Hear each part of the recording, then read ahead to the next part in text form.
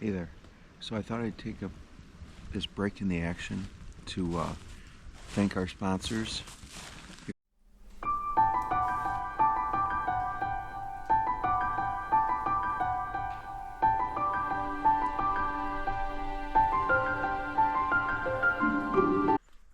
It's cold out here, kiddies. Welcome to Going Nowhere Outdoors. And we are in southern Livingston County, muzzleloader hunting for deer. And it is 14 degrees out right now.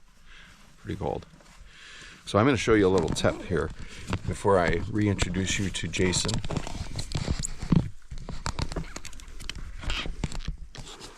Geez, super cold day. I learned this from youth football doing the chains. A referee one time was wearing super lightweight cotton jersey gloves. I don't know if they were cotton. And it was a bitterly cold day. And I asked him about being cold, and he says, no, I wear these underneath it. So I do this all the time now. When I want to wear lighter gloves, still be warm and be able to touch things and feel my trigger or work on, use my phone and stuff like that, I put these under here. That's your tip of the day.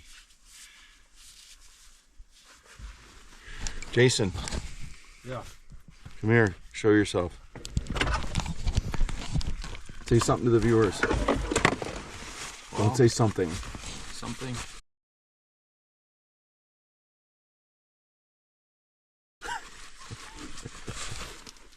Takes 20 minutes to get ready. Make sure you're not going to freeze to death. That's pretty slick, right? Yeah. Pulled that off an old game vest. It's awesome. I like it. So we're gonna go over here and assess these tracks and see where they go. If they go with the wind, we're not gonna follow. Come back this way. We're gonna bump out and come down. It's pretty cold right now. I don't mind doing some tracking. Yeah.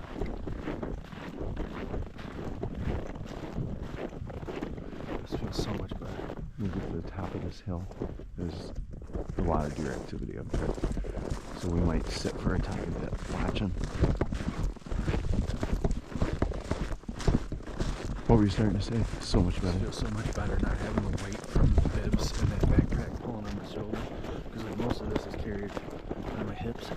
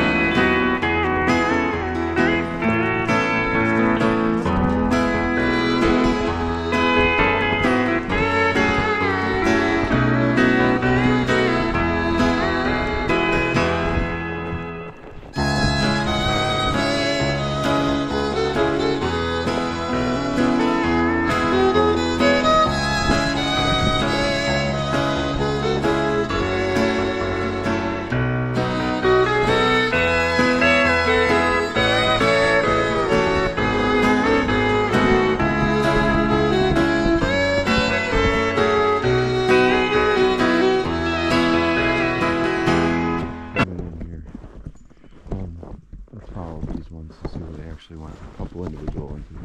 Looks like it's a pretty big group, like 6 or 7 deer. If we'll see what they did here. If they go in here, regardless of the wind direction, I almost feel like we should go see if they're bedded over here, because the wind might just miss them.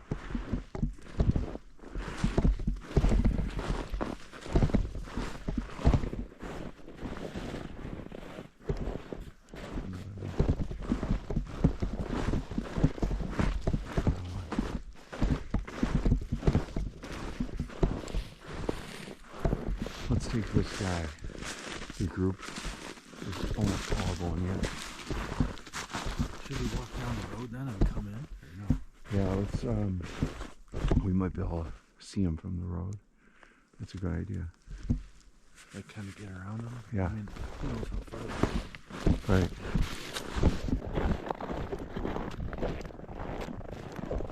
Ah, that's what the asshole did.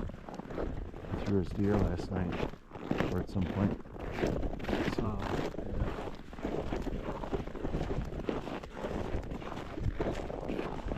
just throw it in the trash. That's whatever.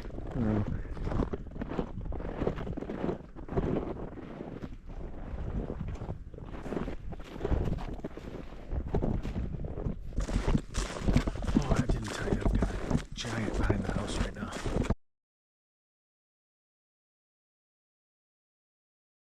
Yeah. 2 nights in a row he's came out a little bit further last night.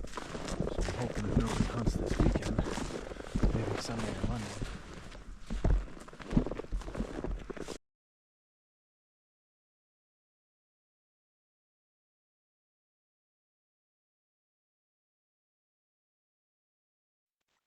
Well, we ended up cutting into the woods here and tracking these deer for quite a ways. We watched them run onto private after about an hour of tracking. Eventually, we made it back to the spot where that sun line is, and there were 2 really nice buck tracks and a couple of different doe. We should have just cut right to the chase.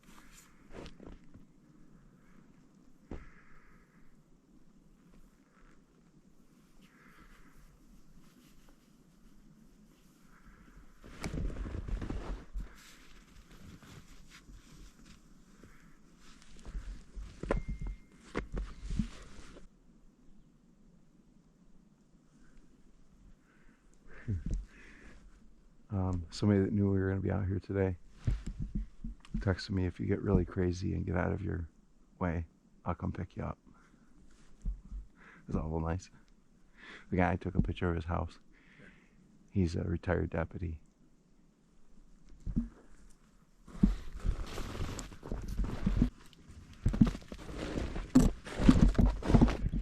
There's 3 of them total.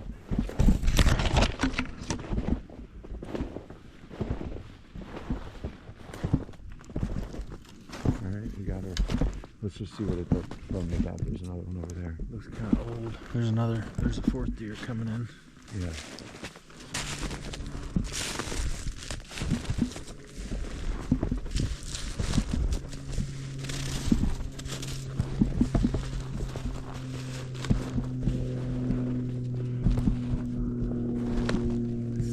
When it's cold like this, these deer really need to put on the feedback.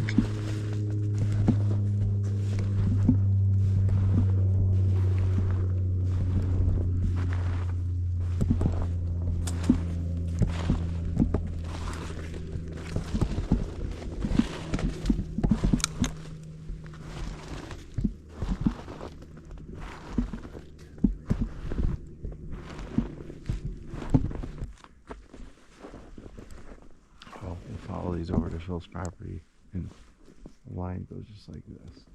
We're 60 yards from Phil's property line there, maybe a touch more. Might be down.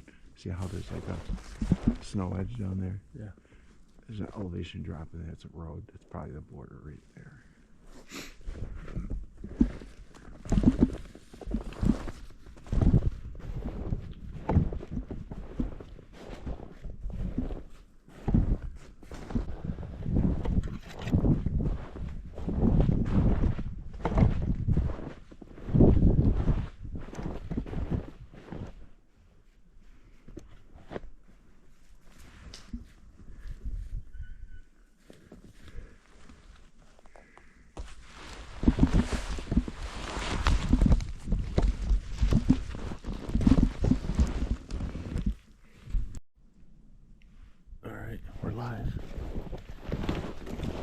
we're swearing.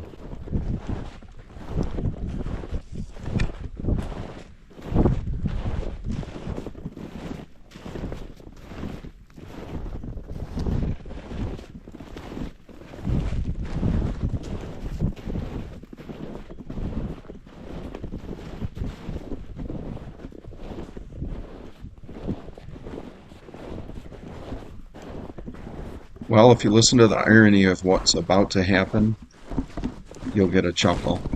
Listen to what Jason has to say about posted signs, and then what happens immediately when we start looking at them. So when I was a kid in the southern tier, you'd find these signs like this in the woods. Yeah. That meant that it was really good hunting. And the more of them that there were, the better it got. There's deer running right there. Right in there. Oh, they had, I guess they angled. They were just coming from this way and went that way. Right, so exactly like I was saying, You're these signs tell you where the best hunting is. Right over there, we had some deer bedded on the hillside. Probably the ones that we tracked all this way. Probably. There it goes, man. There's more feeding here. Tracks and plenty there. Might easily right back to the road to that feeding that we already saw. Probably. There were several deer that came in from this side to it. Like multiple groups met.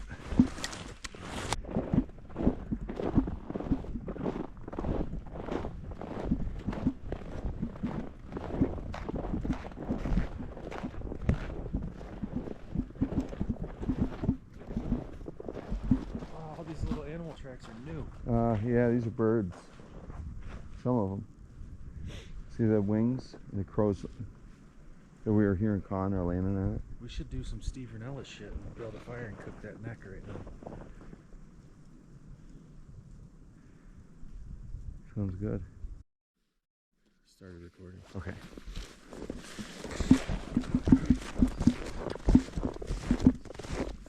So the breeze now is kind of coming like this. And it's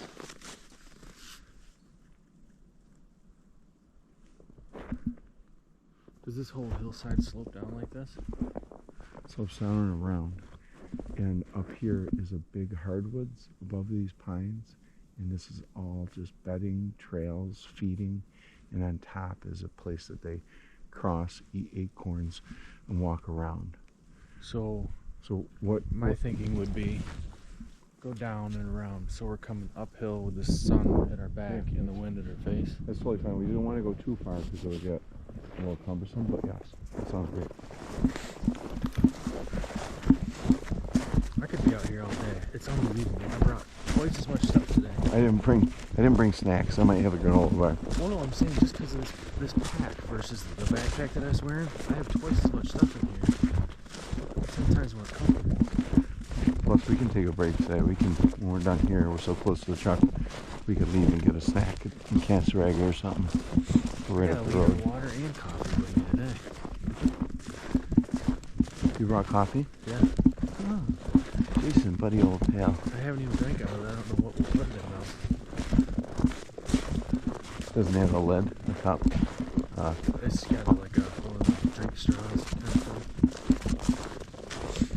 Do you got your Ziploc baggie like Hale Blood that you can drink out of? Or I've actually got it right now. I haven't used it yet, but they're not that expensive.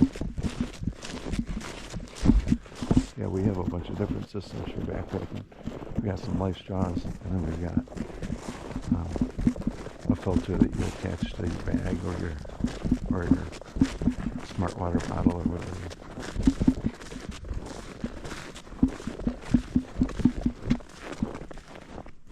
Look at the size of that track. That's a Holy big shit. deer. It's just, well, the private line's right down. You think that's fresh? It looks pretty fresh. Right there. But I don't really think it's worth following too much unless it goes like this. Down in, which we could see. Let's take a look and see how much buffer space we have here.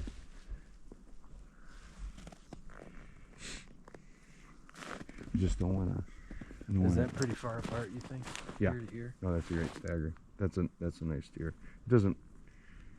Doesn't mean it's a giant buck or anything, but You first see the dew indications. claws and everything.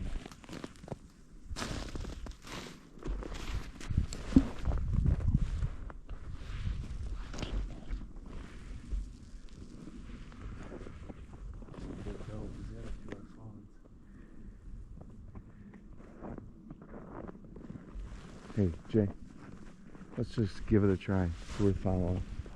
Fairly fresh. That's another big one. Which way is it going?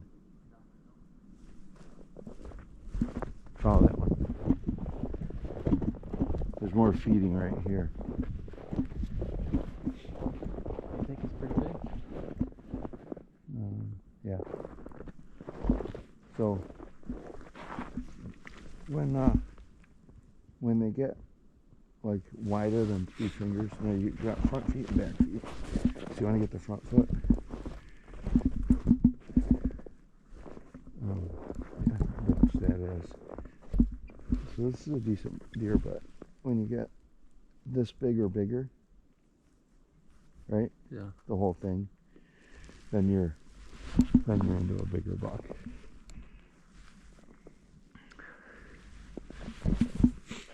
This is probably more likely a buck since it's by itself, right? No, Oh it's no, it just it's turns with, right, goes right back that way. look, wait. Psst. This is him feeding. Let's look at for his antler tines. So go around this like that. It's a good indicator of the size of his rack anyway. So you kind of mushed it all up.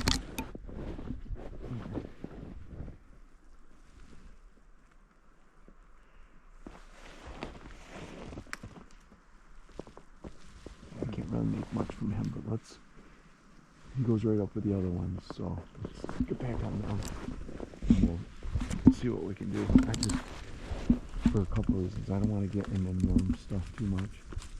It's not that it's his spot. Let's just cut through right down to their feeding here. Turn around, walk right to that.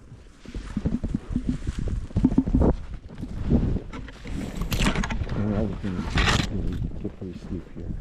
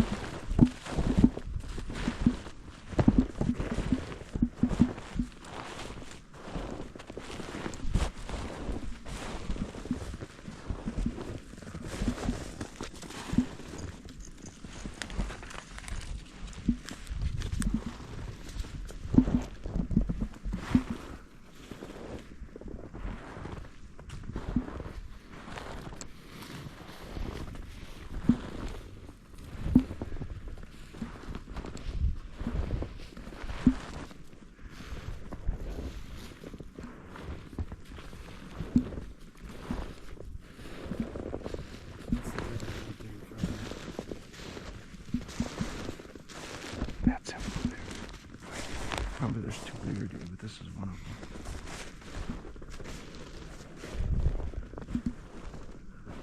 This is where they like to bed.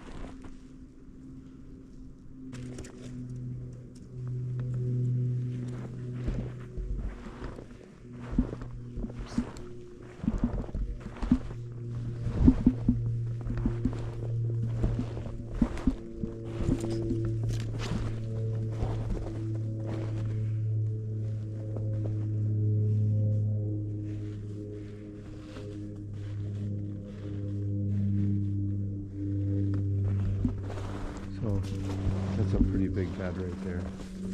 This is a doe, medium doe, and something else. Over there. Let's see what it looks like from there, if they ran from there.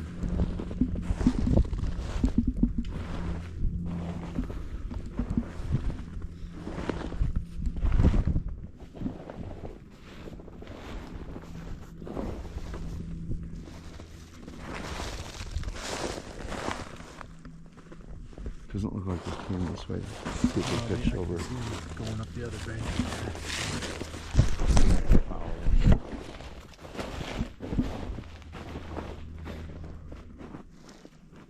There's the private line right here. Yeah. The state land widens out, but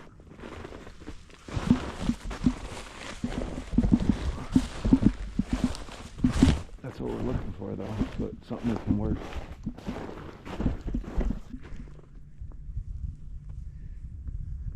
It almost looks like the brow tine's hitting here. See that? But I don't know that's a buck yet. That one's small.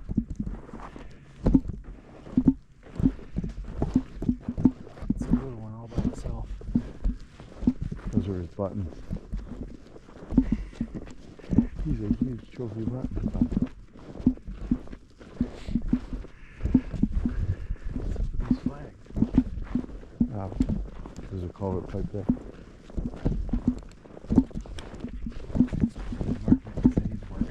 They're marking it so some asshole doesn't come down with their snowmobile and crash into it. Because they don't plow it, so they don't need to worry about that. I mean, we could have any number of hobbies. Anybody who's out here on this land doing anything other than what we're doing are assholes. Have I been saying that a lot?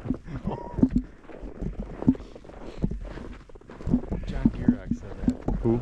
John Gierach, he's a fly fishing writer. There's two types of fly fishing. The guys you with and then the assholes. Well, yesterday I cut across some snowshoes.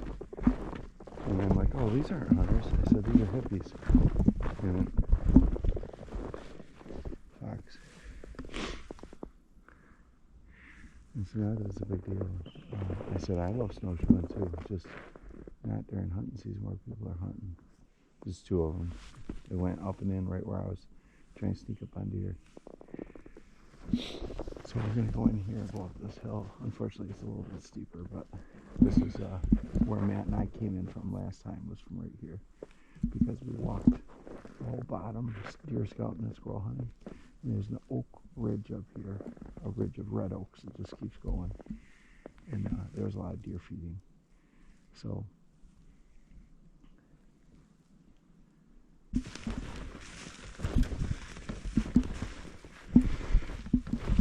yeah.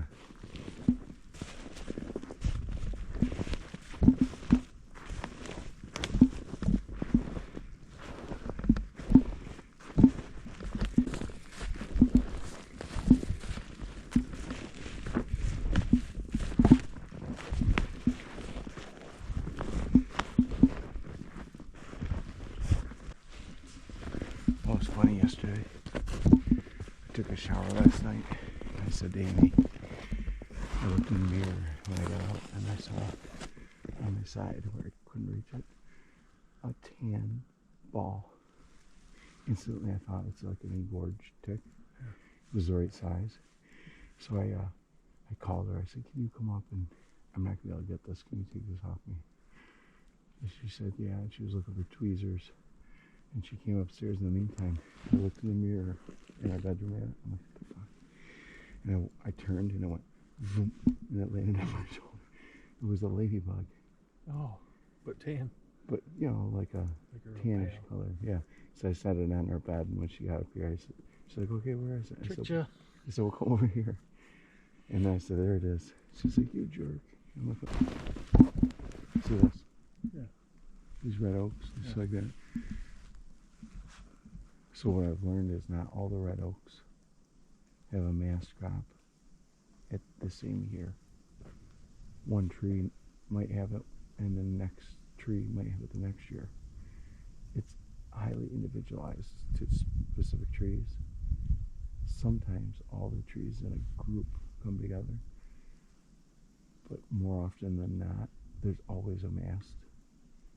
The white oak 2 years ago was insane. White oak aren't as prevalent. Like you saw that big old one there, but they're more preferential to the white oak than the red oak. So last year, where I was hunting and the deer were just feeding nonstop, and I kept going. I haven't seen any pawing of feeding there this year. I'm going to pull this out, stuff this under it, pull it forward. What is that thing? Rangefinder. Oh. If I see ones out there and we're just viewing them, I'll try and get a range because this is a BDC scope. So it makes a difference to me where I hold. If something, I shot one at 228 with this gun. Wow. And I was sitting in a tree stand and I got a range on it. Was walking across the field and it wasn't going to get any closer. And I'm like, ah, it was a huge doe. Shot, high shoulder, dropped. Nice. But I was probably, this is supposed to be, in theory, you can drop it in at 300 yards if you follow that's why it's a model of the scope. They don't make scopes anymore, Nikon, but I got my rangefinder with me, but I can't get to it. So now I'm considering that Kuiu that bino harness they got, because it's got pockets on both sides. Yeah. It'd be nice for bow hunting. Good chest rig.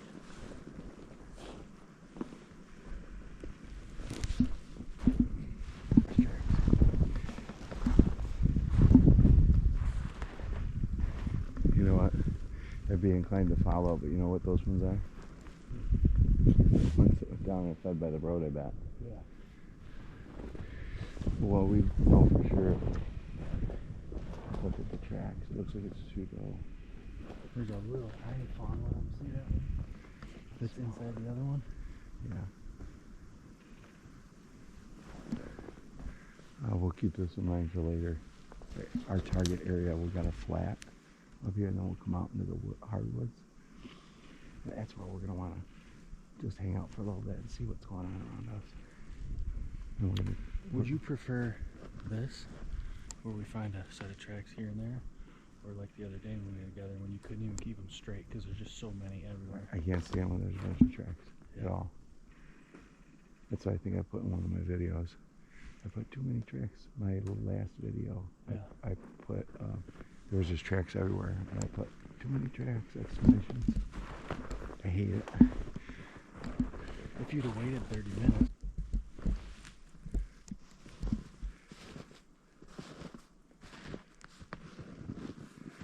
So when Matt and I came up and scouted this, I marked two spots over there.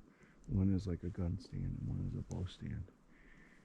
The bow stand I had slightly over the rise, just over here about 115 yards or so. You can almost see them. And the gun stand I had it so you could watch this flat up here a really long ways this way, past it. You could see over the rise a little bit. I think with this wind, it's a pretty good wind. So we're already disturbing this. So if we walk straight over to that, around this stuff, and just plop down for a little bit and see what's happening, we might get some luck. All right. That's what I envisioned for today. And then we can do some walking into the wind that way, and then come back out to the truck. And then we can look at the time and say, hey, let's go have a cup of coffee or a snack, and then go hunt Prince Road.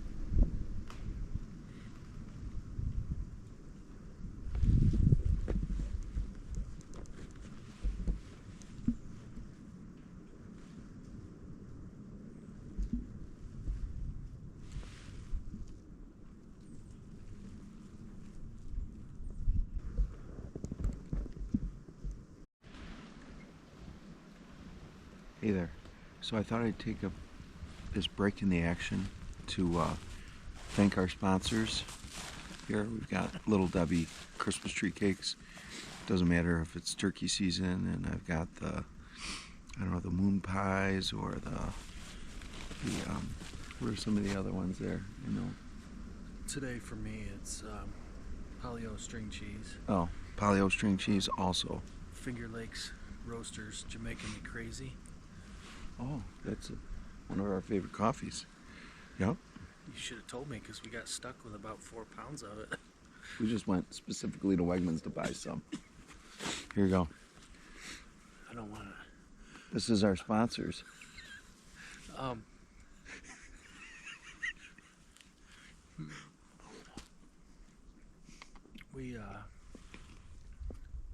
You should pay attention when the girls do fundraisers because it's cheaper that way.